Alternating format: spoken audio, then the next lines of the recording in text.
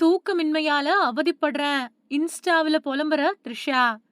த்ரிஷா அப்டின்னாலே சர்ச்சை. சர்ச்சை அப்டின்னாலே த்ரிஷா அப்டின்னு மாறி இருக்கக்கூடிய நிலையில, த்ரிஷா Instagramல என்ன பகிர்ந்தாலும் அது இணையத்துல வைரலாவும், பேசுபொருளாவும் ஆயிடுது.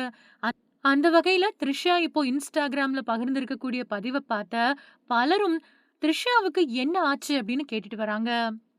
ஜோடி படத்துல சின்ன கதாபாத்திரத்துல ஆரம்பிச்ச த்ரிஷாவோட பயணம் 25 வருஷங்களுக்கு மேலா நீடிச்சுட்டு வருது. இன்னைக்கும் தமிழ் சினிமாவோட டாப் நடிகையா இருக்காங்க த்ரிஷா. இடையில அவங்களுக்கு பட வாய்ப்புகள் குறைஞ்சப்போ, இனிமே த்ரிஷாவோட கெரியர் முடிஞ்சு போச்சு அப்படின்னு பேசப்பட்டுச்சு. ஆனா பொன்னியின் செல்வன் படத்துல குந்தவை கேரக்டர்ல நடிச்சு மறுபடியும் கம்பேக் குடுத்தாங்க த்ரிஷா.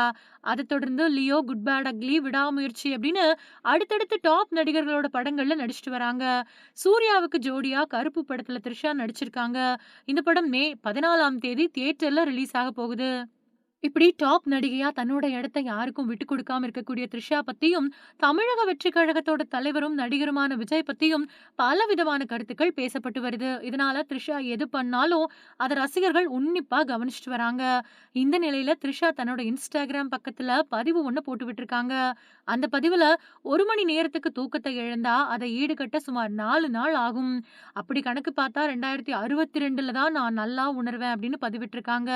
இந்த பதிவ பார்த்த ரசிகர்கள், த்ரிஷா தூக்கமின்மையால அவதிப்பட்டு வராங்க அப்படின்னும், த்ரிஷா ஏதோ மன அழுத்தத்துல இருக்கிறாங்க அப்படின்னும், அதிலிருந்து மீண்டு த்ரிஷா நல்லா தூங்கணும் அப்படின்னும் ரசிகர்கள் இணையத்துல கருத்துக்கள பதிவிட்டு வராங்க.